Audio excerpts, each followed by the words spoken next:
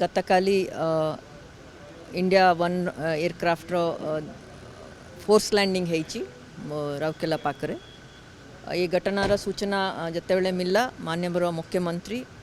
निजे ऊपर चिंता व्यक्त करछंती आउ समस्ते जे कंसर्न अच्छंती सेमानंकु स्पष्ट निर्देश देइछंती जे कोनोसी सहयोग या सहायता दरकार ताको एक्सटेंड करिवे। प्रथम आमर फोकस रहिला जे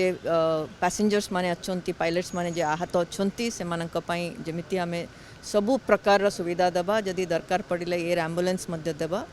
से पाई स्टेट लेवल रे गोटे डॉक्टर्स टीम मध्य घटना कराई से माने कंटिन्यूअसली जेपी हॉस्पिटल संगरे टच रे अच्छंती आउ आज आमर स्टेट हेलिकॉप्टर मध्य मो कराई जेरे दुई जण विशेषज्ञ डॉक्टर मध्य आज आछंती से माने मध्य एटी कोऑर्डिनेट करिवे जदि जे कोनोसी